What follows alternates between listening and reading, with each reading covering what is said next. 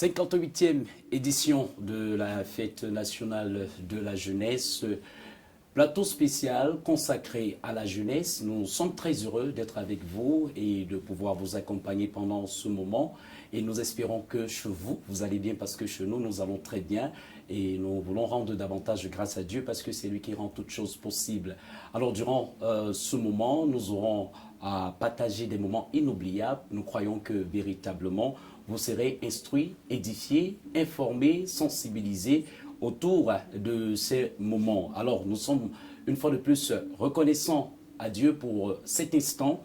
Installez-vous confortablement parce que nous allons passer vraiment des moments inoubliables. Permettez-moi, avant toute autre chose, de vous présenter la valeureuse équipe qui va m'accompagner pendant ce moment. Je ne vais pas présenter tout seul, j'ai la joie de commencer juste à ma droite. Elle s'appelle Hermine. Bonjour Hermine et bienvenue à toi. Bonjour Salmon, merci.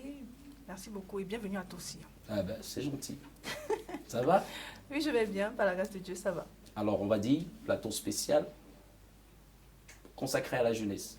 Oui, effectivement, voilà, Canal de Vie pour le compte de la 58e édition de la Fête de la Jeunesse. Canal de Vie a donc décidé de faire une édition spéciale, Fête de la Jeunesse. Nous connaissons tous le thème, hein, mais cette fois-ci le thème national. Mais pour ce plateau, tout à l'heure, nous allons vous donner le thème effectif de la journée, voilà, de l'émission. D'accord. Et juste à ma gauche, elle est d'expression anglaise. Et vous voyez, le Cameroun est bilingue et il y a Canal de Vie. Nous, on valorise et on encourage le bilinguisme. Elle s'appelle Irene. Good morning, my dear. How are you? Good morning, Salomon. Welcome. Thank you. Ben, la suite, je continue en français quand même. All right, no problem. Voilà, d'accord. Alors, c'est pour nous une occasion de joie de partager ce moment spécial avec l'ensemble des téléspectateurs de Canal de Vie. Sinon, comment tu vas? Ça va bien? I'm very fine. Alors, qu'est-ce que ça te fait de conduire les téléspectateurs pendant ce moment? This week is a very the edition of this year. That is the 58th edition.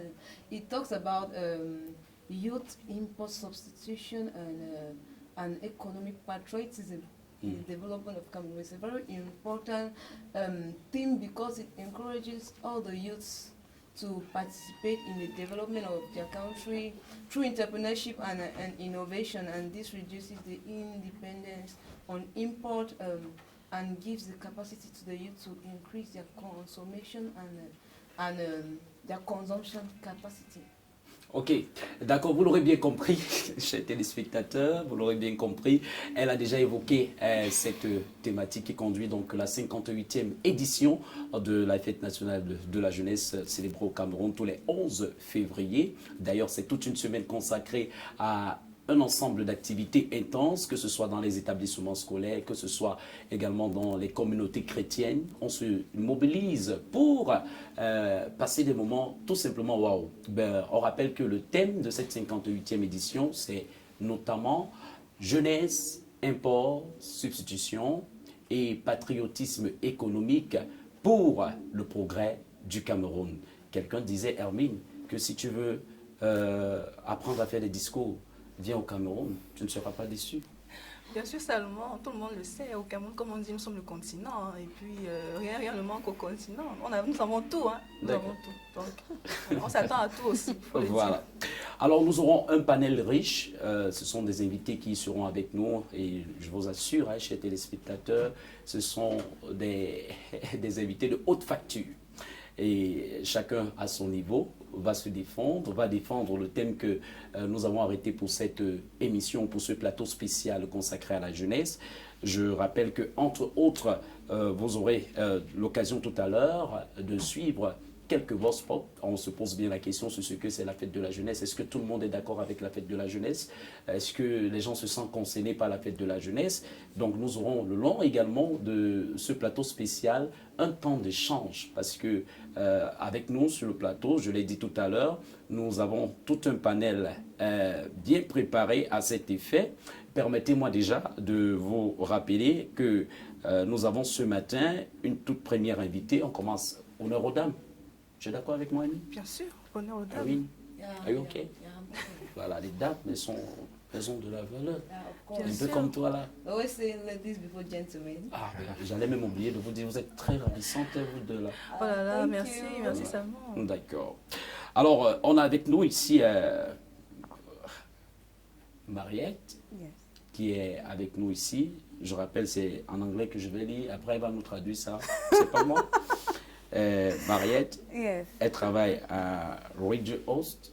C'est ça? No, I'm a radio host. Ok. Yes. Oh, Radio Host. Ok. Yes, that's not where I work. D'accord. Freelance Market Researcher. D'accord, researcher. Yes, Bon, so I'm into marketing briefly. vous n'allez pas donner mon anglais.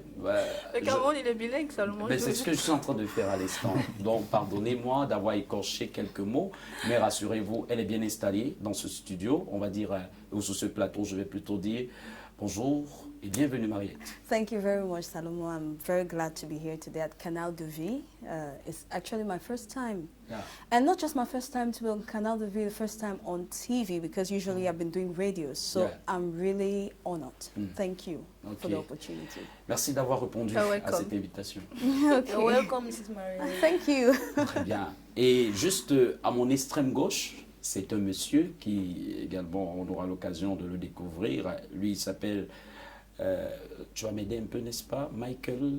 Yeah, Mr. Michael. Yeah. Who is a data scientist. He's a business analyst, junior consultant.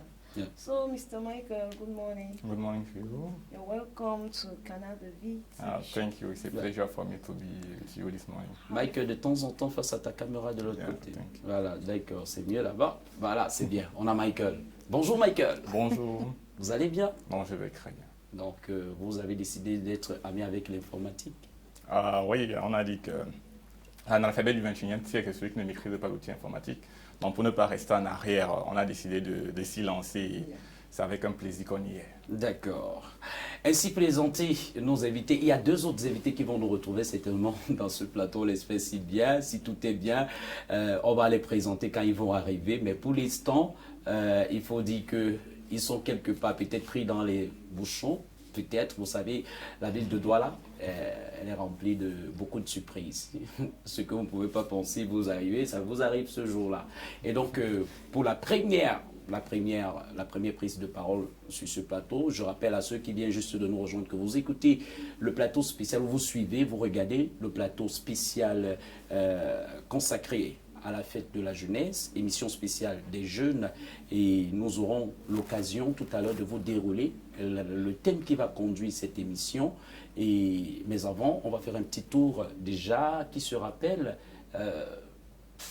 comment est-ce qu'ils célébraient la fête de la jeunesse. Je sais que ici vous êtes déjà des professionnels, des travailleurs, et vraiment, vous n'allez pas me dire le contraire. Je vais commencer par Hermine. Hermine, Wow. te rappelles-tu du 11 février quand tu étais encore plus adolescente, plus jeune? Parce que tu es sûr. quand même jeune. Hein? Bien sûr, oh là là, Salomon.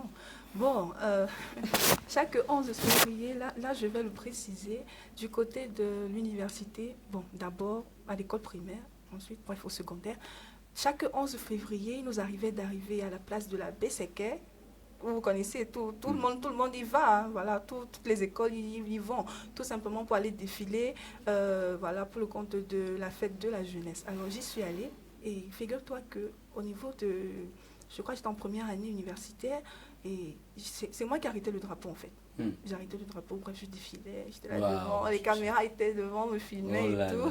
Un peu comme ce matin. Ouais, la petite chouchoute, j'étais tellement heureuse et tout. Ouais. Voilà, donc du genre, je vois le gouverneur. J'ai même voulu pencher un peu ma tête à gauche et puis saluer, mais j'ai dit non, regarde devant. Ouais. Gauche, droite, gauche, droite. Ouais. C'est comme ça que je marchais. D'accord. Donc ça me rappelle quand même de très très beaux souvenirs et voilà, ce sont des choses qui arrivent. Et puis, Ouais, c'est bien. Bon, nous, on n'a pas eu l'occasion de porter le drapeau pour voir monsieur le gouverneur. C'est pas grave. À chacun sa grâce. Donc, c'était la grâce de notre très chère Hermine. Alors, Aren, Yeah. quant à toi, tu te rappelles de ce 11, la fête de la jeunesse?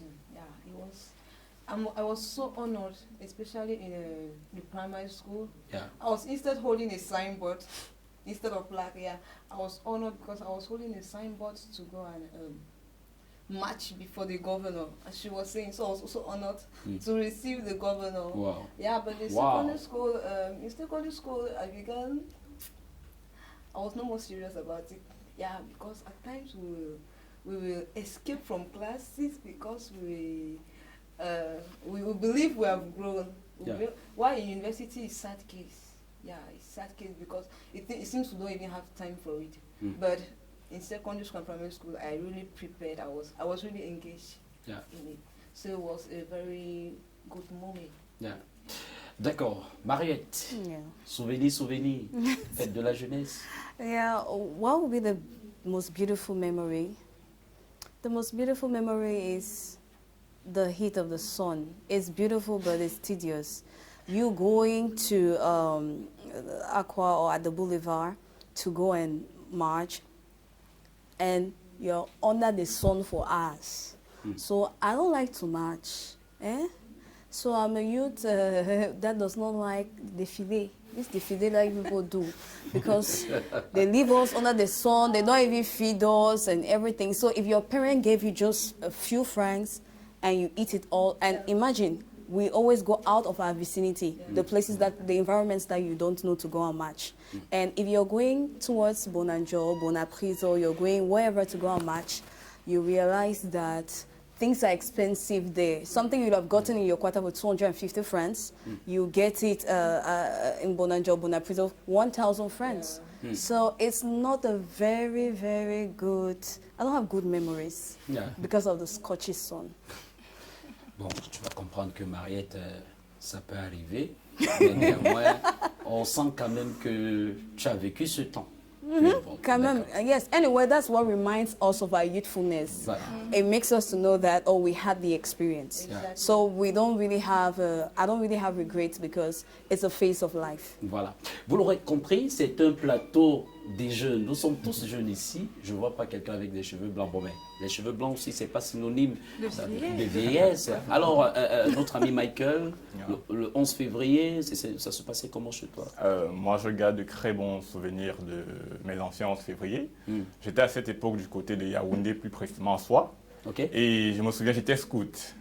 Et en tant que scout, on se voyait comme les militaires du 11 février. Donc c'était toujours un honneur pour nous de faire, parce qu'on ouvrait la parade du défilé et c'était vraiment grandiose. Cette semaine de la jeunesse était pleine d'activités pour nous et j'en garde véritablement de très beaux souvenirs.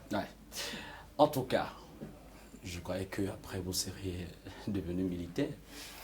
Vous avez refusé peut-être. Ça aussi, je crois.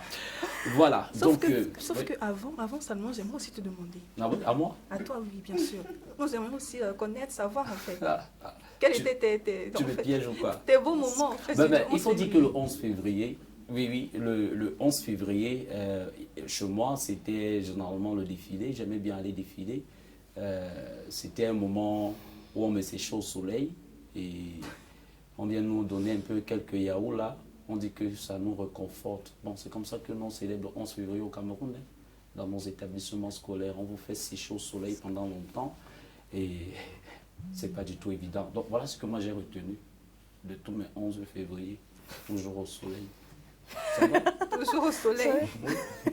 That means this song story is not easy. So it means you had the same experience with me. Voilà, je pense que avec la régie, on va devoir prendre une légère transition, mais avant, on va rappeler notre thématique qui est déjà affichée en bas de l'écran, comme vous le constatez à la maison.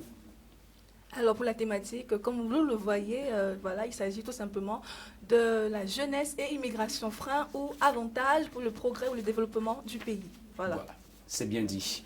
Et donc, nous allons prendre l'avis des uns des autres sur cette question. Êtes-vous concerné par la fête de la jeunesse? Est-ce que vous êtes concerné par la fête de la jeunesse? Regardons cet élément et on se retrouve.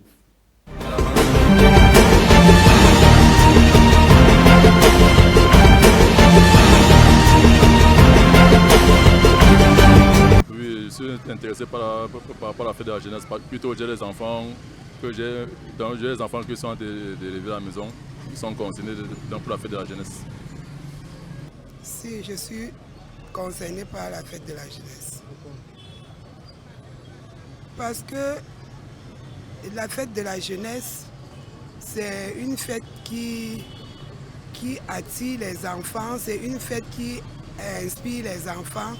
Les enfants que j'ai, ils sont fiers d'aller à cette fête, ils sont fiers de fêter. Oui. Effectivement. Parce que la fête de la jeunesse, ça concerne les enfants de 0 à 70 ans. Tu es jeune, ce n'est que normal. Moi, j'ai moins de 2 ans pour 60 ans. Donc je me sens là-dedans. Moi, personnellement, non. Pourquoi? D'abord, un problème de temps. Je n'accorde pas trop d'importance à ça, au fait. Oui, vraiment. Je me sens parce que je suis un jeune et j'encourage aussi beaucoup de jeunes à se sentir concernés. That my feeling concerning the 11th February. Yeah, I believe it is a day whereby the youths are going out to celebrate. Yeah, but my concern is like we are celebrating, but most of us out there as youths, we are jobless. That is one of the things that, you know, that we are being disturbed as far as the issue is concerned, as far as the day is concerned. Because they say that it's our day, but we are celebrating joblessly. So I don't really, that's my bone of contention. Ah oui, bien sûr. Parce que, en fait, moi-même, je suis un jeune. Et puis, c'est une fête qui concerne tous les jeunes. C'est une fête nationale. En attendant le discours du président qui va prononcer un discours, nous sentons très concernés, nous les jeunes, et on aimerait vraiment qu'il va nous donner un petit mot pour les jeunes, pour se faire avancer, quoi.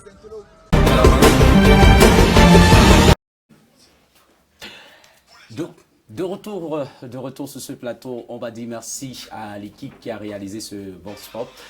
Tout simplement, vous l'aurez compris qu'ils sont nombreux d'ailleurs qui célèbrent cette fête du 11 février, fête nationale de la jeunesse. Et je voudrais tout simplement dire que le long de cette émission Hermine Arène, nous aurons davantage à échanger autour de notre thème arrêté. Mais avant, on a nos invités qui nous ont rejoints. Il nous a rejoints également. Permettez-moi d'introduire cet autre invité qui s'est donné vraiment le défi d'être là. Et lui, c'est l'honorable sénateur jeune grand maître Guillaume, président de la Confédération africaine de Taekwondo. J'espère que j'ai bien prononcé. C'est bien cela. D'accord. Et également formateur en développement personnel, le pharaon du développement personnel. Et donc, nous avons la joie de l'accueillir ce matin. Bonjour à vous, maître, et bienvenue. Je ne sais pas, je suis un peu dans l'embarras. Maître, monsieur, je ne sais pas, conférencier. Est-ce que je vois comme vous vous sentez à l'aise? Ah, d'accord. Bonjour et bonjour à tous les panélistes, à tous les copanélistes. Bonjour à tous ceux qui sont dans le studio et à tous vos téléspectateurs. D'ailleurs, nous sommes très honorés par votre présence. C'est un plaisir partagé. Et j'aime bien votre accoutrement. Merci. C'est ma marque de vêtements, vous savez, je fais dans du 100% africain. Ouais. Nous valorisons la culture africaine. Voilà. D'accord.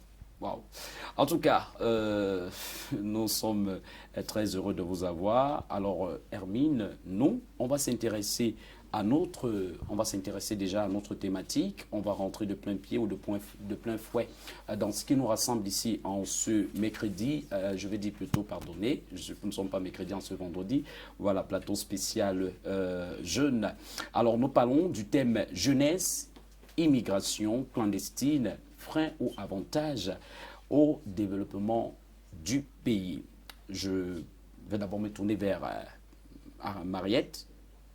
Dites-nous un seul instant pour vous, pourquoi les jeunes d'aujourd'hui courent après l'immigration, d'après vous? One major reason, which is the rate of unemployment in our country, it'll help people to immigrate. It's very normal. And when you immigrate, it's because you want to like enhance your standard of living. You want to have a better standard of living, which you're not acquiring or you're not having in your country. So I think that's one of the major reasons people go out. And the next reason will be maybe the mentality we have about education. We think that studying abroad means that they have it's more recognizable or credible in international platforms. So people think that if you go and study abroad, you're more credible, and then it's going to the more your certificate abroad has more weight. And if it has more weight, it means you're going to have more wages when it comes to your salary, when it comes to payment. So I think that those are two factors. People that are dreamers, they think that abroad is wow in terms of education, and others because of the lack of unemployment. D'accord. Alors Michael, qu'est-ce qui peut bien amener la jeunesse à tendre vers l'extérieur aujourd'hui que de rester chez soi? Comme l'a dit Mariette, je pense que c'est la recherche des meilleures conditions de vie. En termes d'éducation, en termes de vie simple, on peut voir que si on regarde par exemple le ranking de nos universités, elles ne sont pas dans le top africain, encore moins le top mondial. Si on regarde le revenu moyen d'un Camerounais, ce n'est pas dans le top africain ni même le top mondial. Donc ayant ces idées-là en tête, je pense que les jeunes se disent que bon, à quoi bien rester, c'est mieux d'aller se chercher ailleurs. Et peut-être là-bas, le risque est moins grand. Et même si c'est difficile, c'est peut-être mieux qu'ici. Alors, cher conférencier international, grand maître, il faut le dire, vous faites des arts martiaux, il faut le préciser. Ce n'est pas grand maître d'autre chose. Il fait des arts martiaux, donc n'ayez pas crainte à la maison pour dire que ben, on a aussi grand maître avec nous ici. Non, non, du tout. Il fait des arts martiaux, c'est maître, un grand maître d'ailleurs. Je crois que peut-être dans sa prise de parole tout à l'heure, il aura l'occasion de mieux peut-être en quelques secondes, après répondre à la question comme les autres, pourquoi les jeunes sont tellement, mais alors très engagés pour l'immigration. Merci de me permettre de dire un mot. On m'appelle grand maître parce que je suis ceinture noire 6e dan de Taekwondo, ceinture noire 5e dan de Taekwondo Police, ceinture noire 3e dan de Judo, ceinture noire 1er dan de Sambo. En fait, les arts martiaux sont ma passion. Depuis l'école, je les pratique et je m'y épanouis parfaitement. Donc pour revenir à la question, il y a des causes lointaines, il y a des causes assez proches. Déjà, on sait tous quel est le passé de l'Afrique par rapport à la spoliation et tout ce qui va avec. Ça crée, qu'on le veuille ou pas, une forme de déséquilibre au niveau de la concurrence commerciale. Ça fait que les pays africains sont de plus en plus désavantagés. D'abord que les prix de certaines matières premières ne sont pas fixés ici. Même quand on parle des critères de reconnaissance de la valeur d'une université ou d'un produit, généralement, ce qu'on appelle la communauté internationale s'arrange pour que les critères soient favorables à leur perception. Du coup, on ne peut pas considérer un pays qui a un sous-sol riche normalement comme un pays pauvre. C'est un pays qui peut manquer de richesse, d'argent frais, comme on dit, mais c'est un pays qui a beaucoup de ressources. Ça, c'est une précision. C'est pour dire qu'il y a des causes lointaines qui sont dues à un passé assez triste de l'Afrique, n'est-ce pas? Maintenant, les causes les plus proches, il faut parler surtout de la gestion de l'information. C'est-à-dire, on vend le rêve aux jeunes en faisant croire que l'herbe est plus verte ailleurs, alors que ce n'est pas toujours le cas. Il faut que les gens aient l'honnêteté, même ceux des Africains qui vivent de l'autre côté, quand ils reviennent ici, il faut qu'ils aient l'honnêteté de reconnaître que ce n'est pas rose tous les jours. Parce qu'à force de faire croire aux jeunes d'ici, juste en changeant de pays, on va changer de situation. Ça crée cette volonté d'aller de l'autre côté. Et maintenant, il faut reconnaître aussi qu'il y a beaucoup d'efforts à faire au niveau des politiques sociales, notamment l'emploi. Il faut une adéquation entre la formation et l'emploi. On a parlé tout à l'heure des rankings. Il faut des formations qui soient adaptées aux richesses culturelles du pays. C'est-à-dire que si vous êtes dans un pays essentiellement D'ailleurs, je ne vous coupe pas, maître. Tout à l'heure, on reviendra sur les tentatives de solution pour éviter un peu ce mal qui est en train de prendre vraiment de l'ampleur. De plus en plus, on constate que non seulement le continent africain, précisément le Cameroun, on ne fait que vider les lieux pour aller ailleurs. À une vitesse exponentielle. On reviendra pour les tentatives de solution. Donc, je voulais dire qu'il faut des formations qui soient adaptées à nos richesses ici, pour que les gens se forment pour travailler ici. Parce que si vous apprenez un métier, où vous ne pouvez vous épanouir qu'ailleurs, vous serez tenté, une fois que vous avez votre diplôme, d'aller continuer ailleurs. Je préfère m'arrêter là pour le moment. Voilà, d'accord. Je rappelle tout simplement aux téléspectateurs que vous nous suivez comme ça, vous regardez ce plateau spécial consacré à la jeunesse, à l'occasion de la 58e édition de la Fête nationale de la jeunesse célébrée au Cameroun tous les 11 février. Canal de vie, ça rime à l'actualité et nous avons résolu avec la grosse équipe de production et également l'équipe managériale, de pouvoir produire un plateau spécial juste pour vous faire comprendre que, en effet, on n'est pas marge de l'actualité. On est là pour vous donner le meilleur de l'information sur Canal de Vie. Vous ne vous trompez pas d'ailleurs en regardant. En tout cas, je voudrais tout simplement dire qu'à l'instant, Hermine, nous avons notre dernier invité qui finalement a pu braver le pont de Bonabéry.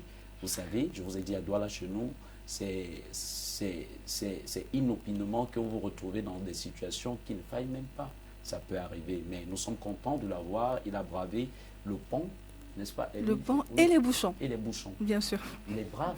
Il est très brave, il est très brave. Mais on l'apprécie. Énormément. Voilà. Mais tu maîtrises beaucoup. Non, je maîtrise. Alors lui, nous avons la joie. Il est pasteur, mais aussi consultant en immigration. C'est le pasteur Jackson Pouché. J'espère que je n'ai pas écorché votre nom. Bonjour, oui. Pasteur, et bienvenue. Bonjour, Salomon. Ouais. Bonjour, Camille. Bonjour, pasteur. Bonjour à tous les panélistes de ce matin.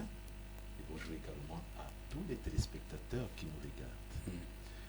Voilà, mon nom a été très écorché. Oh là là. Maître, on s'en excuse. C'est parce que maître est là. Non, s'il vous ça plaît, peut-être, j'ai failli dire Pouché. J'ai failli dire Pouché, mais après j'ai dit... Mon nom c'est Pouche. Pouche. Oh. Pouche. Ok.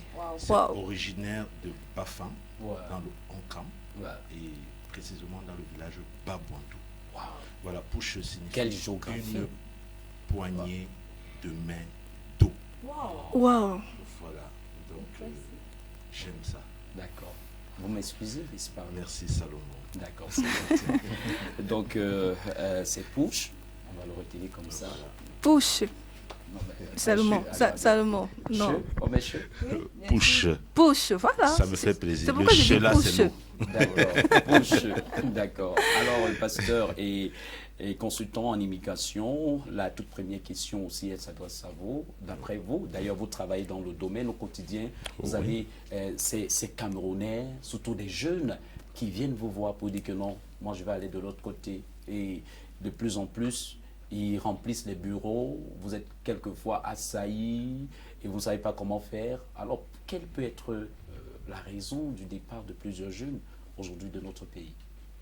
Oui, Salomon, c'est une question qui est récurrente.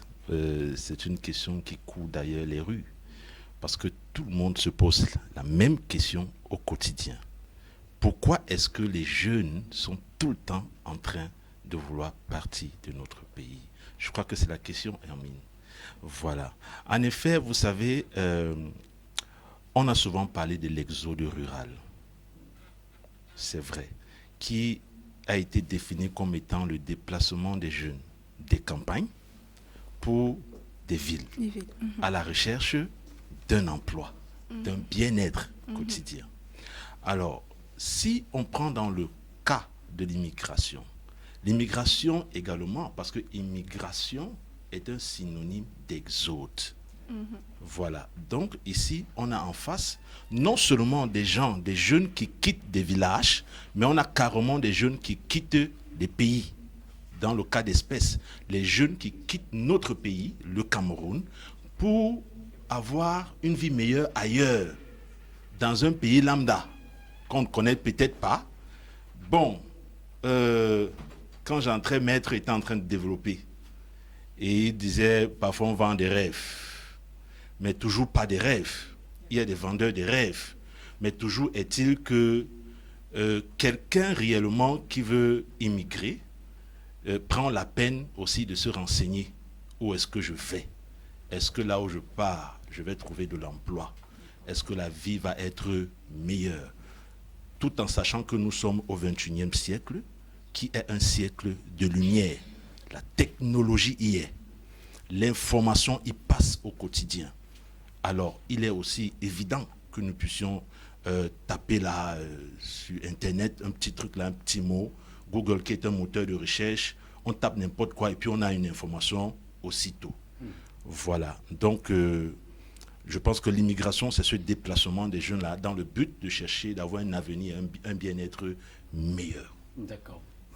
Alors, Hermine, la suite?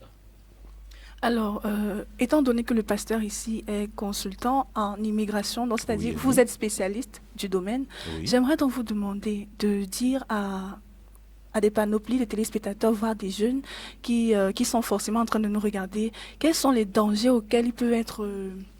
en fait, quels sont ces dangers-là? Donc, rien que le fait de se déplacer du Cameroun pour aller à l'extérieur. Par exemple, le phénomène du Canada, par exemple, plusieurs personnes se déplacent, plusieurs jeunes actuellement se déplacent pour aller au Canada, mais de manière parfois illégale. Parce que vous savez que pour se déplacer, normalement, il faut utiliser un avion. Mais d'autres emploient d'autres routes, voire des bateaux et tout, et se livrent à des dangers. Alors, dites-leur, essayez un peu de leur dire quels sont les dangers qu'ils feront face. Lors de Oui, Hermine, la question est bien posée. Bon, voilà.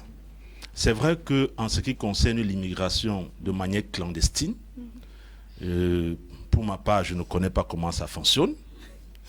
Parce que nous faisons l'immigration de manière légale. Ah, permettez-moi, okay. Salomon, je vais dérouler. Ah, d'accord. Ok. Parce que quand vous le dites, je me pose des questions. Bon, en effet, il y a que nous suivons tous des informations et nous connaissons tous les risques. Même le jeune qui s'engage de manière clandestine connaît ce à quoi il va faire face.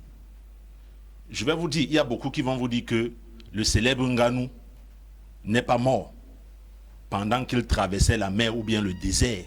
Il faut qu'on tombe d'accord. Il a immigré de manière clandestine. Aujourd'hui, il est ce qu'il est. Mais nous ne voulons pas encourager les Camerounais à immigrer de manière clandestine. C'est la raison pour laquelle nous allons tout de même partager avec eux les risques, tels que la mort, parce que beaucoup sont morts dans le désert. Beaucoup continuent à mourir. Je vais vous dire, j'en ai reçu au bureau à plusieurs reprises. L'année dernière, il y a un jeune homme qui est décédé. Il est venu au bureau, on lui a donné le coût de ce que ça devait lui coûter. Il a dit vraiment, il n'est pas à mesure de rassembler cette somme d'argent-là. Il nous a demandé, mais est-ce que vous n'avez pas le genre de route? On lui a dit non, nous ne connaissons pas nous les raccourcis là. Alors, je crois, 2 mois plus tard, alors, on reste au bureau et le GSO arrive au bureau avec la famille du gars. Je veux taire le nom. Alors, le problème qui se pose, c'est quoi? C'est que la famille se disait que c'est nous qui étions à l'origine de son voyage. C'est-à-dire que c'est nous qui lui avons montré la route. Pourtant, nous savons que même le gouvernement camerounais est en train de tout mettre sur pied pour décourager les Camerounais à emprunter ces voies-là. Alors, après enquête, ils se sont rendus compte que effectivement, nous, on l'avait reçu. Dieu merci, nous avons les caméras au bureau. Et les caméras ont montré vraiment avec les conversations que vraiment, on lui a dit non, on ne connaît pas nous comment on fait l'autre là. Donc, il y a des choses qui arrivent. Et le gars est décédé, son corps n'a pas été retrouvé, parce qu'il est mort au désert. Les autres Africains avec qui il était, ont versé le sable sur son corps, ils sont partis. En fait, c'est comme ça que ça fonctionne. C'est-à-dire que ton corps, là, on ne va pas retrouver. Si c'est dans l'eau que tu meurs, on te balance dans l'eau, les poissons vont se nourrir de ton corps. Si c'est dans le désert, on va balancer ton corps, on prend un peu de sable, on verse dessus, les charognards vont se servir. Aïe, aïe, aïe. Wow. Et la vie va continuer, Salomon. Wow. Voilà. C'est très déplorable, c'est triste. C'est émouvant, ça, ce que vous nous dites là. Non, pardonnez-moi, mais c'est la vérité. Wow. J'imagine un peu l'état des parents qui traversent également la même situation. Je me demande comment est-ce qu'on peut se positionner dans ce cadre-là. Vraiment, je suis sans voix pour ce jeune homme qui s'est engagé dans cette aventure. On va donc comprendre la nécessité, désormais, de rester chez nous. Maître, finalement, on doit rester chez nous. Bon, il faut dire que le phénomène migratoire est un phénomène naturel. On a la liberté d'aller et de venir. Maintenant, il faut le faire de façon légale, en s'entourant de toutes les sécurités nécessaires, toutes les convenances qui vont avec. Bon, ce que moi je voulais dire, c'est, pour revenir aux causes, c'est que même déjà ici chez nous, il faut un réarmement moral. Un réarmement parce que on peut être 10 ici, nous vivons la même chose, mais nous ne réagissons pas de la même façon. Certains prennent certaines épreuves avec beaucoup plus de force, beaucoup plus d'ampleur, au point où, sur le plan émotionnel, la réaction peut être très différente. Ouais. Parce que pour que quelqu'un prenne le risque de mettre sa vie en danger, il faut déjà qu'il sente qu'il n'a plus grand-chose à perdre. Donc il y a le côté, les causes émotionnelles aussi qu'il faut mettre en exergue ici. Le fait de se dire que c'est plus facile d'accepter la souffrance des siens sans voir que d'être présent et de ne pas pouvoir faire quelque chose. Par exemple, vous avez votre parent qui est malade, vous ne pouvez pas réagir. Vous avez votre enfant qui a son anniversaire, vous ne pouvez pas réagir. Vous avez des petites situations qui se présentent et vous êtes dans l'incapacité de réagir. Vous vous sentez un peu comme un être diminué. D'accord? C'est ça qui peut pousser finalement quelqu'un, au-delà des mises en garde, à prendre le risque de mettre sa vie en danger. Donc là, à ce niveau, le développement personnel peut être utile parce que il faut comprendre que si ici c'est dur, rien ne démontre que ce sera plus facile ailleurs. Donc il faut être capable déjà de s'en sortir là où on est. D'accord? Et de travailler à améliorer ses conditions de vie là où on est. C'est pour cela que je dis que si nous sommes 10 ici, vous pouvez trouver 6 personnes qui se disent c'est dur, je vais me battre. Et d'autres qui vont se dire comme c'est dur, je préfère aller me battre ailleurs. Mais si je n'arrive pas à me battre ici déjà, rien ne garantit qu'ailleurs ce sera meilleur. D'où l'importance d'expliquer aux gens que ce n'est pas en fuyant le Cameroun qu'on va trouver des solutions, mais en essayant de voir ce qu'on peut changer déjà à partir de là où nous sommes et d'apporter modestement notre contribution pour changer positivement les choses. Mr. Push spoke about the consequences of immigration, that is the negative consequences, and he talked about death. That is a very great consequence, because yesterday when I was doing research, I had an information on the at least 24 dead bodies that were found in the Tunisian desert. Immigrants were abandoned there. And you can see how this situation is very risky, especially for youths that are going abroad. Okay, now I'm going to talk about another thing. This time around, I would like to connect immigration to development. Immigration to development of Cameroon. Mr. Michael Tako? Yes. What is the link? What do you think, from your own understanding of immigration and development, what do you think connects, or what is the link between immigration and development? Je pense pour ma part que l'immigration et le développement sont deux éléments qui vont ensemble. Parce que l'immigration peut être vue dans un premier plan comme un frein au développement, parce qu'on perd de la main-d'œuvre, on perd des cerveaux, du moins en fonction du profil des personnes qui s'en vont. Mais si ces profils-là sont encadrés, sur le long terme, cela peut être un facteur pour le développement. Parce que là, on aura une diaspora qui, si cette diaspora a cet esprit patriotique de vouloir toujours faire quelque chose pour leur pays d'origine, ils peuvent alors devenir une source d'investissement dans leur pays. Ça veut dire qu'on doit sensibiliser ces jeunes-là qui s'en vont, de manière à ce qu'ils gardent tout cet esprit patriotique, pas qu'ils s'en aillent en disant que non, on a fini avec, c'est fini derrière nous, mais qu'ils sachent que même si eux ils ne sont plus au pays, il y a leur famille, il y a leurs proches qui sont encore là. Et lorsqu'ils arriveront à s'en sortir dans leur pays d'accueil, qu'ils sachent qu'il faut faire quelque chose pour le pays qui est resté derrière. Et c'est dans ce cadre-là que l'immigration deviendra alors un facteur pour le développement. Okay, thank you, Mr. Michael. Oui, j'ai un souci. J'ai un souci avec mon frère Michael. Il y a des choses que je ne conçois pas. Permettez-moi. Mais en tout cas, ça passait. Permettez-moi seulement. Oui. Michael est en train de me dire, moi en tant que consultant en immigration, il est en train de me dire que le problème avec l'immigration sur le plan du développement est que notre pays va perdre en main-d'œuvre. Voilà. Mais comment est-ce que nous allons perdre en main-d'œuvre si déjà notre pays ne met pas en exergue la main-d'œuvre que nous avons. Parce que ceux qui partent ne sont déjà pas utiles pour notre nation. Ça, je vous le dis. Vous pensez? Oui, Salomon. C'est vérifié ça? Salomon, je vous assure, pratiquement 80% des Camerounais qui prennent la route, soit ils sont diplômés, ils n'ont pas un travail, soit ils sont diplômés, ils ont un travail, ils sont mal rémunérés, soit ils sont peut-être pas diplômés, mais ils ont un savoir-faire. Mais il n'y a pas de moyen. C'est-à-dire que tu veux même gagner un marché quelque part. Tu montes un dossier normalement, comme tout le monde. Mais seulement que tu ne parviens pas à avoir le marché. Pour des raisons multiples. Qu'on peut même citer ici. Lesquelles? Pour des problèmes politiques, par exemple. Des appartenances, maître. Ce que je dis, vous savez, non? Il y a des appartenances à des groupes politiques. Si tu n'es pas dans X, Y, Z, tu ne peux pas avoir un marché. On tombe d'accord, non? Mais est-ce que c'est tout le monde qui veut appartenir à ces groupes politiques? Mais posons-nous des bonnes questions. Et aux bonnes questions, cherchons de bonnes réponses, Salomon. Moi, je pense que du moment où Maître et moi, ou bien Michael et moi, nous ne sommes pas, c'est-à-dire que on ne veut pas nous rendre utiles, ou encore on ne veut pas reconnaître notre talent. Mais attendez. Michael veut aussi changer le costume demain, non? Je ne sais pas s'il est marié, mais il doit se marier demain, Michael. Bien sûr, il faut payer une dot.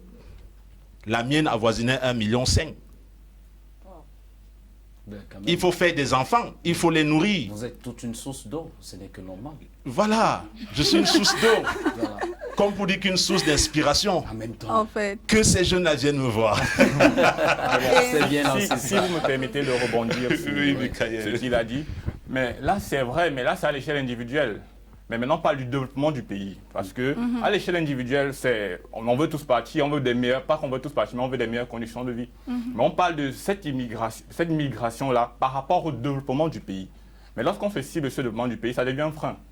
Parce que, ok, arrivons dans un contexte où ces problèmes politiques sont résolus. La main-d'œuvre n'y sera plus, elle sera déjà ailleurs. Et là, ça devient un grand problème. Et allons-nous abandonner ces problèmes-là, disant que, ok, laissons-les avec leurs problèmes, nous on prend le bateau, on s'en va de l'autre côté. Non, il faudrait bien que ce soit nous qui soyons ceux-là, qui par bien des manières, essayons tant bien que mal à résoudre ces problèmes-là et à porter notre main-d'œuvre à la construction de l'édifice Cameroun. Mais seulement que, Michael, pour rebondir avec Michael, seulement que,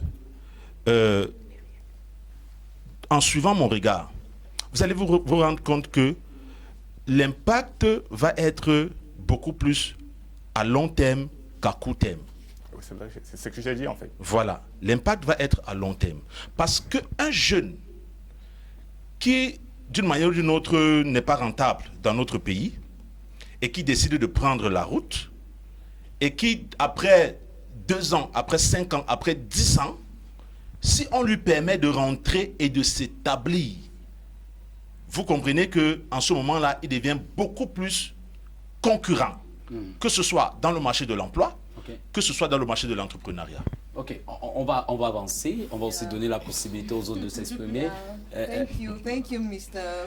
You're welcome. On sent que le consultant est touché. Il est touché, tu as touché là où il ne fallait pas.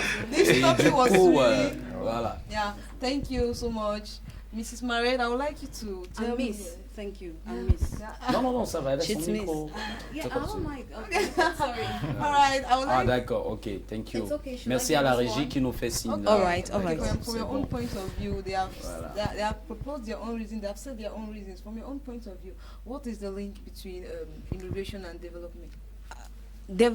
Immigration and development. I think the first thing we need to define here is the development. What is development for people to understand if there is a link? And terre, I would say development is simply the process of growth. And this growth will definitely affect the living standards of the people in a society. That's a terre definition because I'm not like I'm not like the consultant. Secondly, we need to understand what makes a country develop. What are the aspects? What are the criteria? What are those basic components? We have income per capita. We have the freedom index. We have the life expectancy rate. We have a gross domestic product. And if the country has all these aspects intact, definitely, I don't see why people will have to move out of the country. Remember, we're talking about immigration. You leaving from your country of origin and going to a foreign country for whatever reason. So there is a link. If the standard of living is not conducive in my country, why not go out to look for a better opportunity where there's a better living of standard? It's just going to be but normal. Reasons why people are immigrating in the first place, because the standards of living don't favor them. I'm just giving one aspect because there are other reasons why people do go out of the country. Okay, thank you.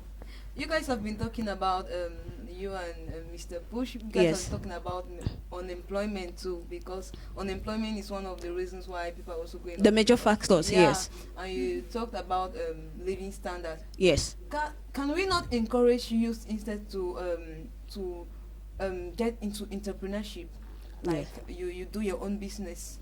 You can create your own business in order and employ youths, other youths who can manage your business, and that will lead to development too.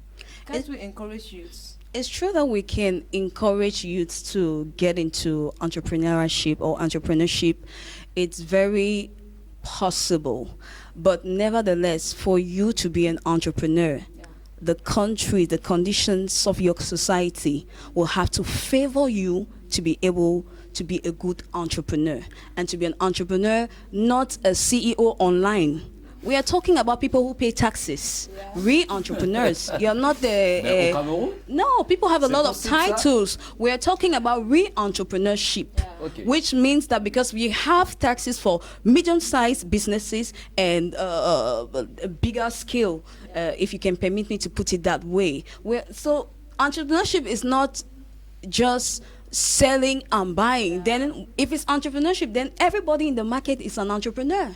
The mother that is doing buy and sell is an entrepreneur. Selling tomatoes is an entrepreneur. If we have to get to that, to look at it in that sense. So we are saying that everything that we do in our country, whatever we are doing, with respect to the components I mentioned, it's going to affect whatever you do in terms of your job, in terms of your entrepreneurship, if you have to choose that route or that route. Thank you so much, Mrs. Maria. Oui, bien entendu, la même question au maître, il va aussi dire un mot là-dessus. Immigration, facteur de développement, oui ou non? Bon, immigration et développement vont ensemble, comme l'a dit mon panéliste d'à côté. Maintenant, il faut centrer et recadrer un peu le sens du développement. Il y a un développement qui naît d'abord de la coopération, parce qu'il y a une nécessité de coopération entre les États. Un échange de compétences, que ce soit sur le plan sportif, culturel, politique et autres. Maintenant, à ce niveau déjà, le souci c'est souvent qu'il y a ce qu'on appelle une immigration choisie. Dans la plupart des pays dits développés, parce que j'ai dit tout à l'heure que le développement ne dépend pas seulement des critères qui sont fixés par les autres. Dans les pays dits développés, on prend souvent des gens déjà qui ont un certain niveau d'études. Vous allez constater qu'on va vous demander votre dernier diplôme et tout ça avant de vous prendre. Pareil sur le plan sportif. Dès que vous êtes champion dans votre pays, vous êtes parmi les meilleurs, on vous fait jouer ailleurs. Donc il y a ce petit déséquilibre au niveau de la qualité des échanges. Tout à fait. Contrairement à contrario, les gens qui viennent de l'autre côté, généralement, sont des gens qui ont eu du mal à s'en sortir chez eux. C'est ce qu'on a constaté. Donc il y a un petit déséquilibre au niveau de la coopération. Donc il faudrait une coopération un peu plus équitable. Qu'on parle véritablement de développement. Deuxième chose, c'est que la diaspora africaine ramène 60 milliards de dollars chaque année. Comment? Que vous soyez intellectuel ou pas, quand vous voyagez, vous avez une exigence de discipline. Vous savez que j'ai laissé une famille, j'ai laissé des gens qui ont besoin de moi. Même si je gagne 100 francs, je dois m'arranger à garder 25. Si vous êtes sur place ici, vous savez que bon, à la pause, je peux aller chez mon cousin Yves, je peux aller chez mon ami, ainsi de suite, je vais manger aujourd'hui. Mais quand vous vous retrouvez dans un contexte où vous êtes votre devant derrière, comme on dit, vous êtes tout pour vous, vous avez une exigence de discipline. Ça fait que, sur le plan économique, la diaspora apporte quelque chose. Maintenant, le problème, c'est surtout au niveau culturel. C'est-à-dire, on a tendance à remarquer que la plupart des gens qui partent ont du mal à revenir, à s'établir. Pour plusieurs raisons. Je pense que l'une des raisons, le pasteur l'a évoqué, on ne facilite pas toujours les conditions de retour.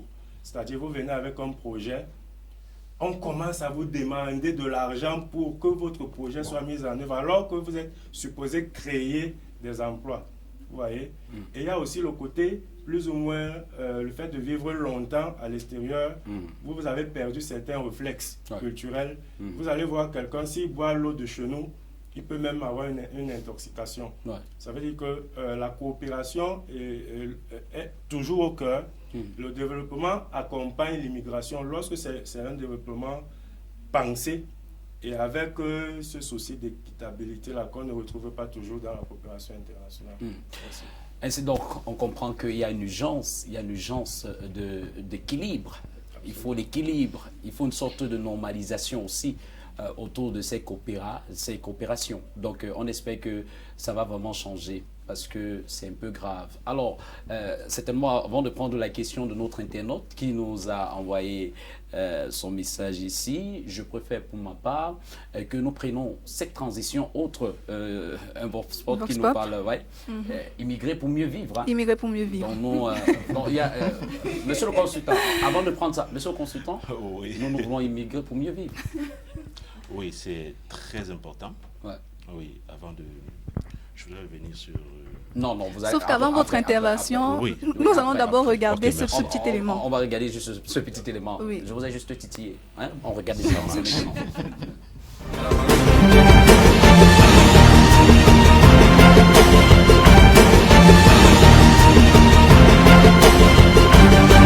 Non, immigrer, ce n'est pas une bonne décision. Pourquoi? Déjà parce qu'il y a trop de risques que les jeunes courent à immigrer. Les traversées du désert et la Méditerranée, c'est vraiment un risque énorme que la jeunesse prend en immigrant. J'ai des amis qui ont pris la route. Certains sont parvenus à leurs rêves et d'autres sont morts en chemin, morts dans les déserts et dans les eaux. Non. Moi, je dis ceci, aller en aventure, ça, c'est pas un risque. Plus on laisse de la famille derrière, en partant, il y a des risques à prendre. On peut, par exemple,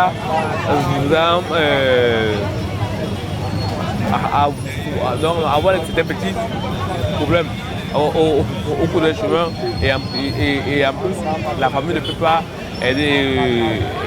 Et moi, je conseille à tous les jeunes actuellement au pays qui peuvent travailler et plus avoir quelque chose et commencer petit peu et construire quelque chose. On sait bien que le pays est dur, mais on espère quand même qu'un jour ça va aller. Non, ce n'est pas une bonne décision pour un jeune. Pourquoi? Parce qu'un jeune ne doit pas se lever, se met à faire des voyages clandestins sans savoir où il va, sans avoir une devant derrière. Et il risque sa vie juste parce qu'il veut partir voir ce qu'il y a dehors. Donc ça ne sert à rien. Même ici au pays, il y a tout. Tu peux te battre, tu manges à la seule étoile. Tu as une petite famille, tu nourris ta famille. Mais le fait de dire que tu risques ta vie parce que tu veux partir voir comment les gens vivent ailleurs, tu comprends, mais tu ne sais pas ce qu'il vit mieux que toi. C'est ça. Moi, je ne suis pas pour le voyage clandestin. Vraiment, immigrer, ce n'est pas une très bonne décision. Vraiment parce que il n'est pas fait. Quelqu'un est bien que chez toi. Réellement, pour partir repas, il va falloir savoir ce que tu vas faire. Si on prend le cas du Cameroun, on va savoir que le Cameroun est difficile. Beaucoup de jeunes immigrent parce que le pays va mal, le pays est mal gouverné, il n'y a rien à faire, il n'y a pas de boulot, il n'y a pas de travail. Et du coup, chacun pense que le succès c'est dehors. Vraiment, c'est pour des raisons. Mais si on immigre vraiment, c'est pour la malgouvernance. Oui, c'est la malgouvernance qui fait en sorte que les jeunes partent immigrer à l'extérieur. Mais en réalité, ce n'est pas une bonne chose. c'est pas une très bonne chose. J'en ai plein qui sont partis.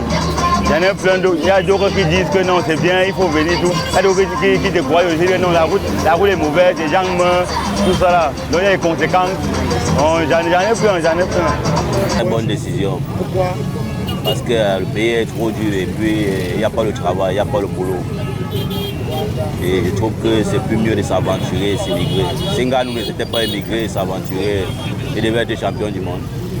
J'ai des neveux, j'ai des grands frères, j'ai des soeurs, j'ai des tantes même qui sont émigrés, qui sont en sortie. Jusqu'aujourd'hui, ils sont bien. Parfois, ils m'envoient même bien les 10 000. Je prends ça, tu bois un témoignage avec. Ouais. Moi, je ne trouve pas ça une bonne décision. Pourquoi? Elle n'est pas bonne parce que quand les enfants partent, ils laissent les parents derrière comme ça là. Mais quand nous partons aussi là, personne n'est là pour nous pleurer. Ce n'est pas bon. C'est parce que le pouvoir en place n'a pas eu à trouver une bonne méthode pour garder ces enfants-là sur place. C'est pourquoi ils préfèrent aller mourir dans l'eau. Et ce n'est pas bon. Il y a tout sur place. Mais on ne laisse pas les Camerounais puissent se jouir de leurs fruits. Et c'est ça qui fait que les enfants puissent partir. Vous voyez que c'est normal que dans un pays comme le Cameroun, nous avons la Sonara, que le frère Edjo nous a laissé, et de croire aujourd'hui que ça n'existe plus. Vraiment, ce n'est pas normal. Regardez comment je paie 500 francs pour venir en Dokoti pour me débrouiller.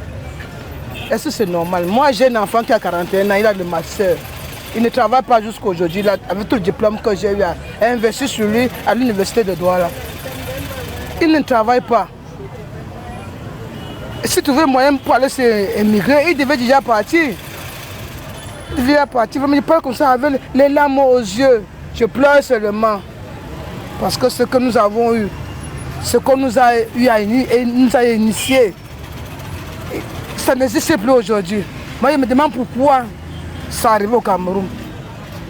Pourquoi ceux qui sont censés de nous diriger ne doivent pas faire l'effort pour que tout Camerounais soit bien chez soi et de se battre sur soi pour pouvoir vivre.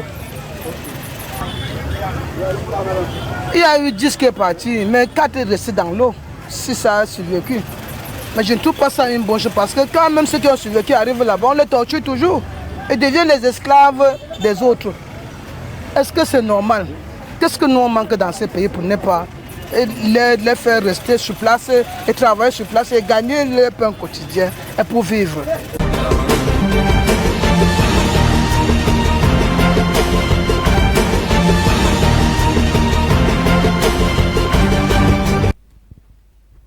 Voilà, de retour sur ce plateau, vous l'aurez bien compris, ils sont nombreux ces Camerounais qui sont tellement intéressés et adulés de l'immigration.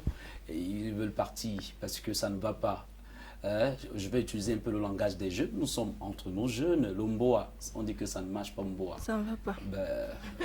Ça ne va donc, même je crois que nous tous, à un certain moment, que ce soit Irene, que ce soit également Hermine, nous on va saisir monsieur le consultant de l'immigration pour qu'à la sortie de cette émission, qu'il fasse quelque chose pour nous. Nous, on va aller d'une manière légale. Bien sûr. D'accord?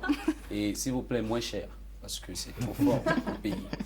D'accord, on va prendre cette question, cette préoccupation de cet internaute, déjà qui pose la question de savoir, les enseignants qui sont partis n'étaient pas utiles. Ça, c'est la question qu'elle pose tout à l'heure dans votre rebondissement. Et on va enchaîner avec tout le reste des questions pour aller une seule fois. Bonjour à tout le panel, très belle émission et approche. Merci à vous. Ma question est celle de savoir si parti nous confère un supposé meilleur avenir. Que faut-il faire? Ça, c'est sa première question. La deuxième question, rester étant incertain ou partir en ayant espoir que ça marchera? Alors déjà, je crois qu'on va d'abord répondre à la première intervention. Celle qui demande est-ce que les enseignants qui sont partis n'étaient pas utiles. Voilà. Oui, Salomon. Je crois que la question elle est très bien posée. Les enseignants, en effet, laissons même le cadre des enseignants, parce que nous étions à pratiquement 1700 enseignants qui sont partis, plus de 1700 enseignants. Donc vous comprenez que si je suis utile à la société, cette société-là a également le devoir de faire comment? de bien prendre soin de moi.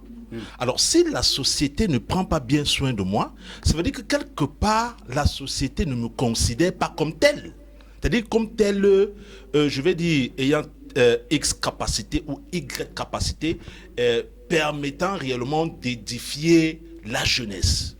Alors, pourquoi je peux être éducateur et que ceux qui nous gouvernent, entre guillemets, ou bien ceux qui nous emploient, entre parenthèses, ne parviennent pas à nous mettre dans de meilleures conditions de vie? Pourquoi? Pourquoi est-ce que je vais rester?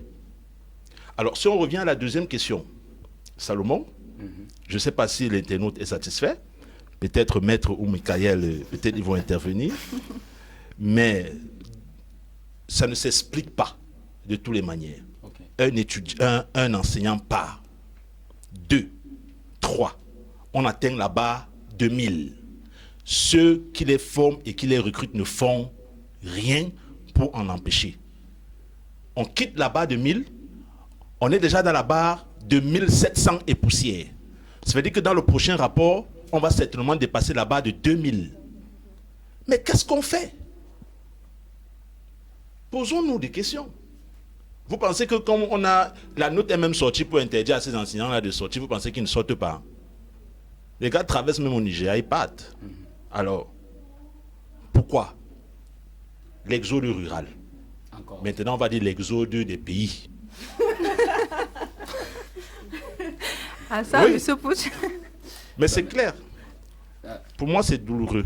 D'accord. Un rebondissement qui veut prendre par rapport à la question de l'internaute, est-ce que je crois qu'on a aussi répondu un peu, chacun à sa manière, quant à dire si ça assure l'avenir, que c'est sûr que non, en partant comme ça, je serai d'accord. But we need to say this thing. When you're traveling, you're immigrating. Let's use the word immigration. When you're immigrating, it's for personal reasons. So people should not take it personal. Yeah. Because, and I would like to urge people to follow the program because he's speaking not just as a consultant in the field, he's speaking in context. So if you're traveling out of the country, it's for personal reasons. If they say somebody has no value in his country, if you had value in your country, I don't see why you immigrate in the first place. So I agree with what the consultant is saying about the response towards the question. D'accord. Maître, votre oui, Monsieur Pouchet a dit l'essentiel de ce que je pense, mais je voudrais imager ça. Il y a un grand artiste qui, la veille d'un grand concert dans une salle, était allé se placer dans un petit marché. Il a chanté la moitié de son répertoire. C'est à peine si on le remarquait. Le lendemain, il est allé dans une grande salle. Il a fait un succès retentissant. Ça veut dire quoi? Ça veut dire que parfois, le contexte dans lequel nous sommes ne permet pas de mettre en exergue notre potentiel. Ce n'est pas mauvais de se chercher ailleurs. Lorsque véritablement on va apporter quelque chose et qu'on est convaincu qu'on peut apporter quelque chose. Maintenant, la réserve, c'est qu'il ne faut pas que tout le monde verse dans l'immigration juste parce qu'une ou deux personnes auraient réussi. Parce que derrière la personne qu'on voit, il peut y avoir des milliers de personnes qui n'ont pas réussi. Il ne faut pas seulement se fier à ces quelques figures qui réussissent. C'est pareil dans le sport. On peut avoir quelques joueurs exceptionnels qui s'en sortent, mais ça ne veut pas forcément dire que tout le monde s'en sort. C'est très important. C'est pour cela que la décision doit être individuelle et mesurée. C'est-à-dire il faut regarder qu'est-ce qu'on sacrifie pour partir. Parce que vous connaissez la célèbre chanson « Partir, c'est mourir un peu ». Qu'on le veuille ou pas, il y a quelque chose qu'on va perdre. Soit cette chaleur-là, nous, on connaît tous des membres de nos familles qui sont un peu loin, qui sont parfois à l'abri du besoin, mais qui donneraient tout pour passer un peu de temps avec la famille. Donc, il y a toujours quelque chose qu'on laisse. Est-ce que ça vaut vraiment le coup de tout abandonner juste pour quelques avantages, parfois qui sont incertains? Parce qu'on peut y aller, on réussit ou pas. Ça, il faut se poser la question. Maintenant, l'autre côté, c'est que, est-ce que rester est forcément la solution?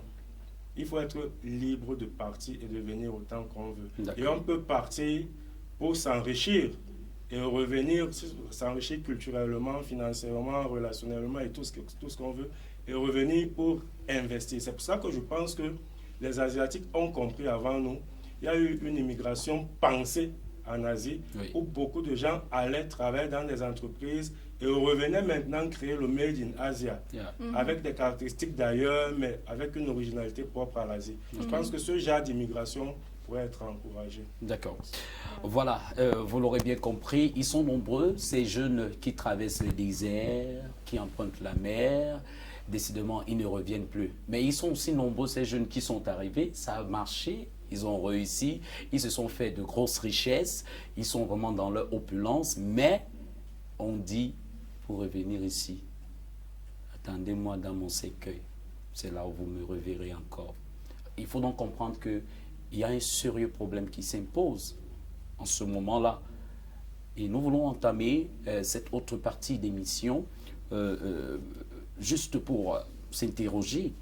Est-ce qu'on peut donc dire que l'immigration, définitivement, c'est vrai, on est en train de parler de l'immigration beaucoup plus clandestine ici, c'est vrai, on a aussi parlé d'une manière générale, mais est-ce qu'on peut dire finalement que l'immigration est un frein, c'est un levier de frein ou un levier de développement pour ceux qui sont en train de nous suivre à la maison? Le jeune qui est en train de nous écouter là à l'instant, mais il dit que non, on a des bonnes idées, on développe très bien.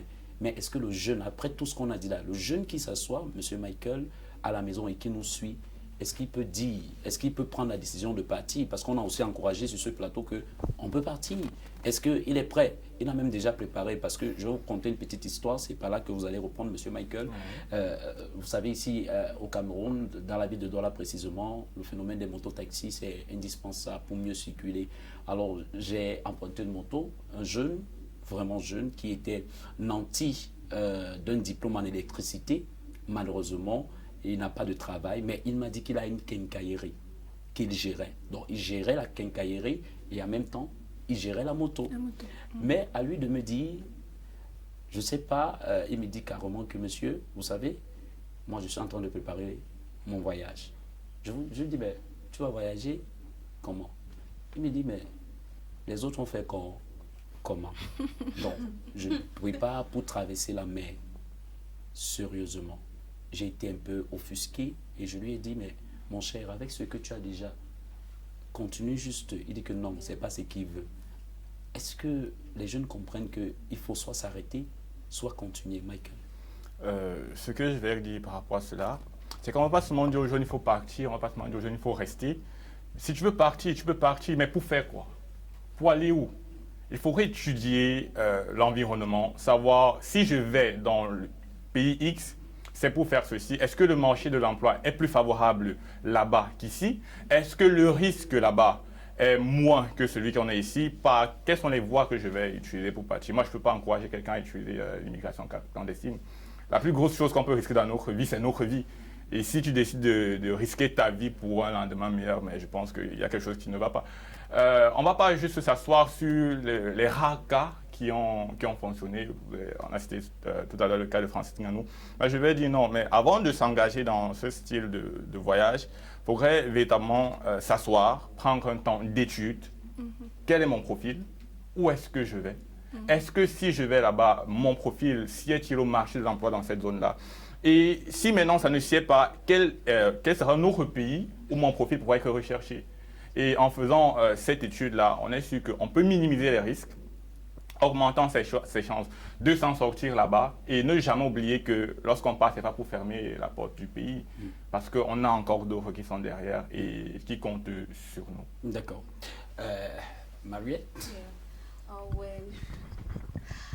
What I would like to say is the negative aspect, or because we're talking about the hindrance from the home country. Because you're looking at it from the home country, it's no longer immigration, it's immigration.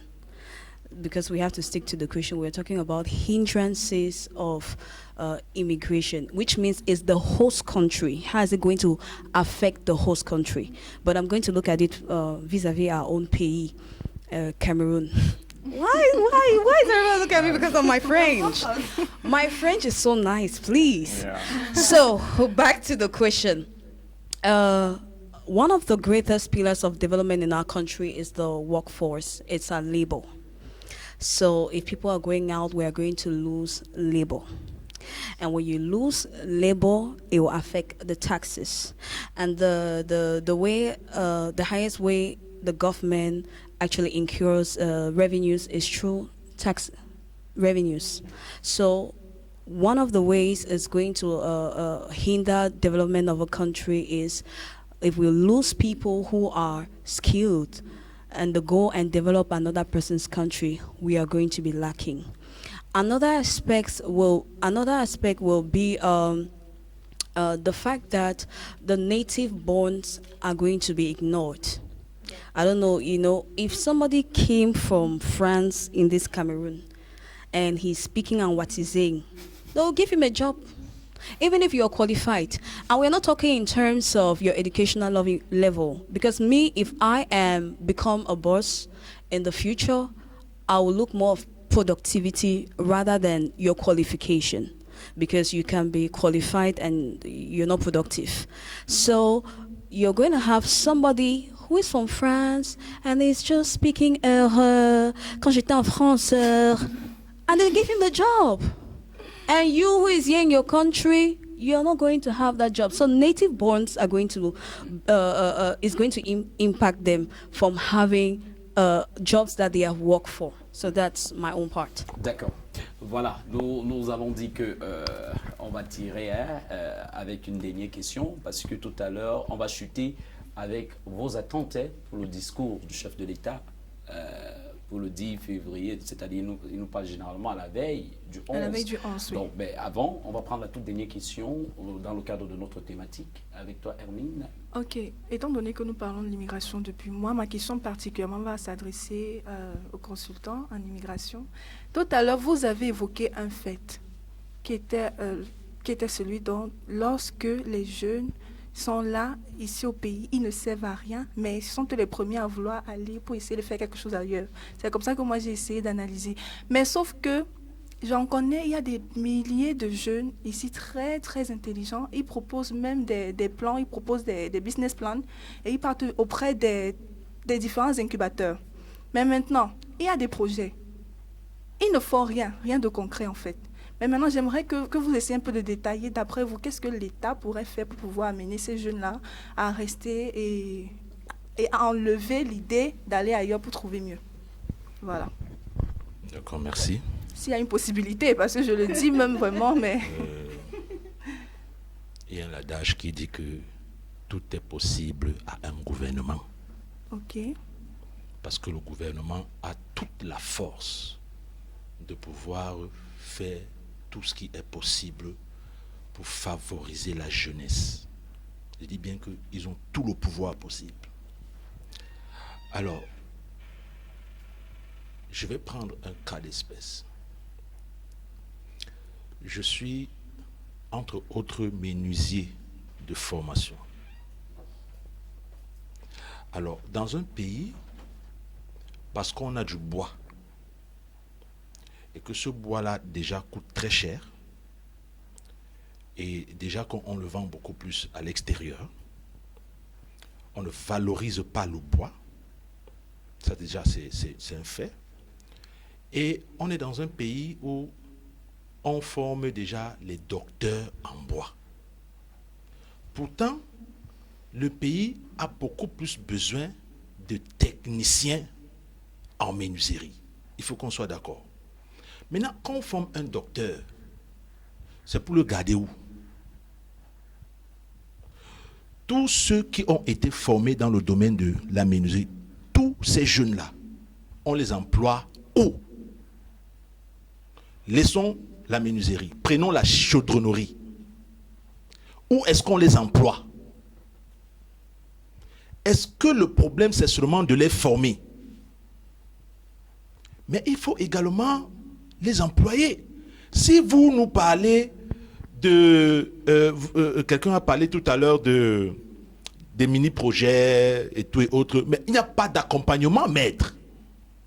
Il n'y a pas d'accompagnement. Qu'est-ce que le gouvernement met donc à notre disposition? Je dis notre parce que je suis jeune. Hein? Bien sûr, bien sûr. Qu'est-ce qu'ils mettent à notre disposition pour nous permettre d'être épanouis sur le plan socio-professionnel? D'accord. Mais il n'y a rien. Si tu prends le cas des chaudronniers, des menuisiers, la seule entreprise qui vous prend, c'est le l'enseignement secondaire. Quand un gars te dit qu'il a un bac en menuiserie, vous pensez qu'il fait quoi d'autre? C'est l'insecte, non? Il va encore faire quoi? Mettre l'établi dehors. On a augmenté les impôts de 5 000 francs. Il fait comment? Si vous vendez le banc de cuisine à 1500 francs seulement, vous allez dire que c'est cher. D'accord. Donc, vous comprenez que c'est compliqué ces choses. Voilà, c'est compliqué. Tout est compliqué. Mais j'espère qu'on peut s'en sortir quand même. On va passer la parole à Maître. Comment faire pour retenir la jeunesse qui ne fait que s'envoler? Comment faire s'il faille les retenir? Qu'est-ce que vous proposez? Merci. Moi, j'invoque une fois de plus les causes lointaines. On ne peut pas régler un problème qui a une longue durée en quelque temps. Il y a un travail de fond à faire, pas seulement au Cameroun, parce que les situations qu'on présente ne sont pas l'apanage du Cameroun seul. C'est le cas pratiquement partout en Afrique. D'accord. Il faut que les dirigeants africains, moi je parle des dirigeants africains, oui, développent davantage le panafricanisme, l'esprit patriotique. Parce qu'on a l'impression que du fait que la plupart ont été formés ailleurs, ils ont des réflexes d'ailleurs, ils ont des référentiels d'ailleurs, et ils ne se basent pas sur les réalités socio-culturelles d'ici. Il faut que les dirigeants africains réapprennent à travailler ensemble et à parler d'une seule voix. On a parlé tout à l'heure de l'immigration. Moi, j'ai des amis qui arrivent ici la semaine prochaine. Ouais. Ils obtiennent leur visa en 2 jours. Mais pour que vous alliez là-bas, la procédure est longue. Très longue. Ce déséquilibre dont nous parlions tout à l'heure. Il faut un rééquilibre. Et pour que l'Afrique puisse avoir un certain respect, il faut que les dirigeants africains travaillent ensemble. Très bien. Et qu'on ait des représentants uniques. C'est-à-dire, même si sur le plan des pays, chaque pays a son président, sur le plan économique au moins, il faut qu'on ait un représentant de l'Afrique pour les négociations, que ce soit du café, du cacao et toutes les autres matières premières qui permettent à un pays de décoller.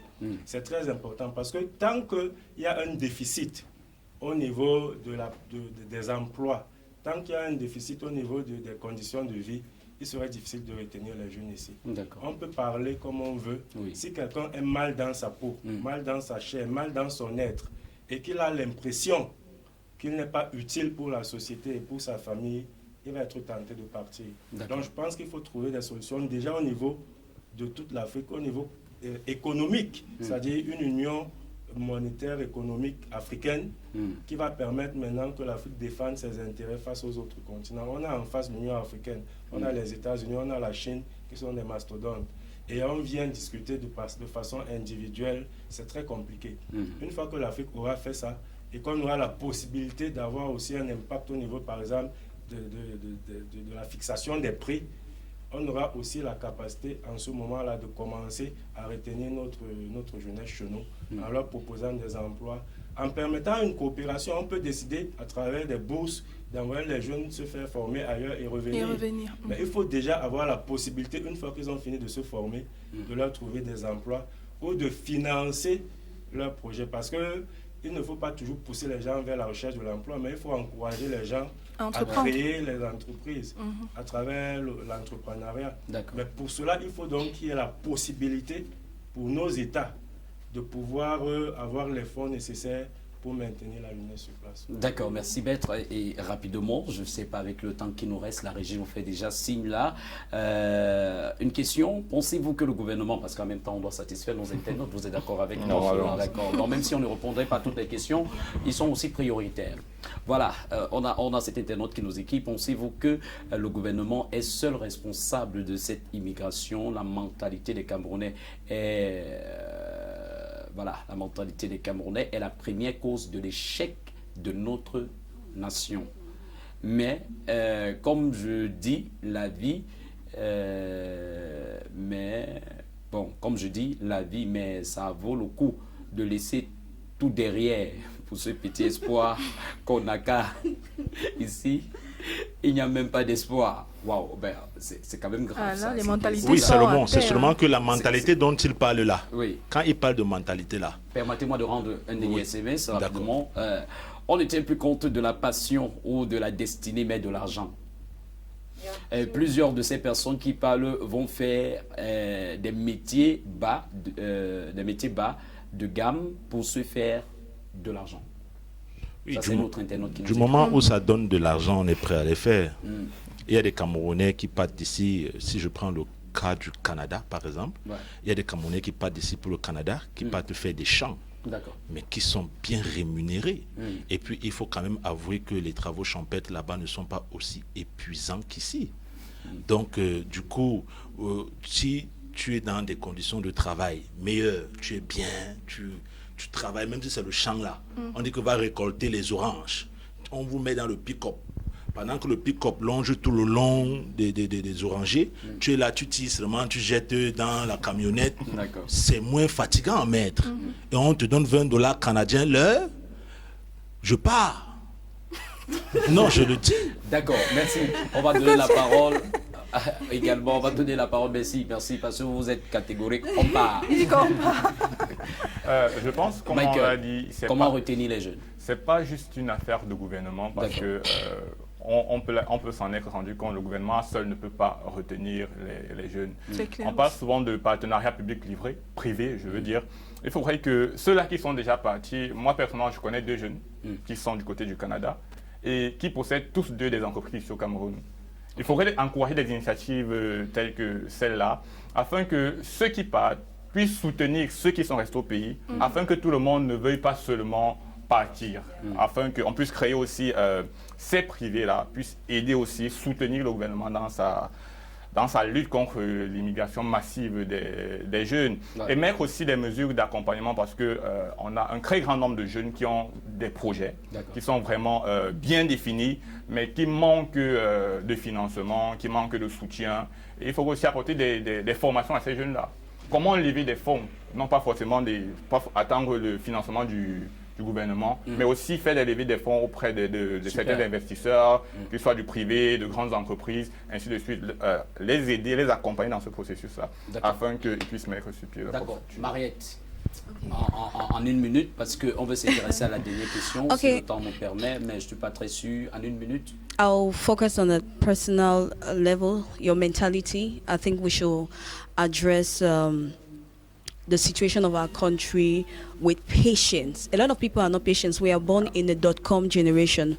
People want everything now. Mena. Yes. So, and we're in a Christian channel, so permit me to say Habakkuk 2:3. The verse 3 says that it will tarry, but it will come to pass. Yeah. So before it comes to pass, you have to be patient. Yeah. It's a process. So for me, I'll talk about your mentality. Don't give up. And God did not make a mistake to create me a Cameroonian. No. If God made me a Cameroonian, it means I'm a solution to this country. Allez, amen. C'est bien dit. I say amen. En tout cas, elle nous a dit, chers téléspectateurs, amen. Nous avons suivi. C'est Amen. Elle a dit amen. Donc c'était une forte prédication. Voilà. Donc on va faire un dernier tour de table rapidement. On s'intéresse rapidement au discours du chef de l'État en 30 secondes. À quoi s'attend dans le discours de monsieur le chef de l'État? Je commence ici. Chez Michael. Bon, le discours du chef de l'État, je pense que moi je l'ai toujours suivi depuis les années. Et on veut connaître avec les récentes hausses des prix, quelles sont les mesures qui sont mises en œuvre, qu'il compte, du moins lui et le gouvernement, mettre en place pour soutenir les jeunes, parce que là, ça devient un peu difficile. On a même récemment appris que même pour immigrer, il faudrait payer les impôts maintenant. On voudrait connaître quelles sont les mesures que le gouvernement compte prendre pour accompagner la jeunesse que nous sommes, pour œuvrer ensemble le développement du pays. D'accord. Alors, Maître Nguio. Moi, je parlerai de la résilience. Quand les temps se font durs, les dieux vont de l'avant. Il faut être résilient et il ne faut pas compter sur l'État. Franchement, quand on compte sur l'État, on gaspille beaucoup d'énergie qu'on pourrait consacrer à se battre. Vous savez de quoi vous parlez. Il faut se battre et compter sur soi-même, compter sur ses relations et se frayer son chemin tout simplement. D'accord. Alors, Pasteur Jackson. Oui, moi je pense que le discours va être une routine. Surtout que nous sommes en 2024. D'accord. Et puis 2025 va suivre. Donc on s'attend à des élections. Okay. Donc il va anticiper sur on appelle quoi là? Inscription dans les élections. Tu as tout compris. D'accord, Mariette, rapidement, en 30 secondes. Le discours du chef de l'État adresse à la jeunesse. Definitely, it's the routine, but we're expecting a change. What are you going to do for us this 2024? How are you going to help us to stop immigrating? How are you going to help us to better our living condition in our country?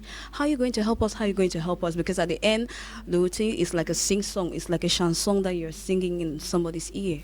Voilà. Merci. Merci à tous. Chers téléspectateurs, je vais rapidement remercier Aaron qui était à côté de moi là. Merci beaucoup. You're welcome. On se retrouve très bientôt. Yeah, très vite. Of course. Avec ta coiffure. D'accord. C'est génial. Thank you. Hermine, merci. Je t'en prie seulement, ce fut un grand plaisir. D'ailleurs, il faut dire à nos téléspectateurs et internautes que tu seras là prochainement. Oui, bien sûr, toujours. D'accord, avec la même coiffure aussi? Bon, surtout pas. Du tout. Il faut innover, il faut innover. D'accord, il faut innover. Mesdames, Mesdemoiselles et Messieurs, merci de nous avoir suivis. On va remercier toute la grosse équipe de production derrière les caméras, les cadreurs. Vous avez fait un travail magnifique. Donc, beaucoup de courage à vous. Et merci également aux réalisateurs. Nous étions très heureux de tenir ce plateau spécial. Merci également à nos invités de marque, parce que vous avez vu que dans cette jeunesse, c'est pas n'importe qui. C'est pas n'importe qui est là. D'ailleurs, moi, je m'accroche entre-temps. Notre très cher consultant d'immigration s'accroche sur le maître. Et moi, je ne sais pas où je dois m'accrocher. Je cherche encore. Mais ce fut un réel plaisir. Nous vous souhaitons bonne suite de programmes sur Canal de Vie. Et ne décrochez surtout pas, parce que la sentinelle est là pour vous accompagner. Portez-vous bien. Shalom. Shalom.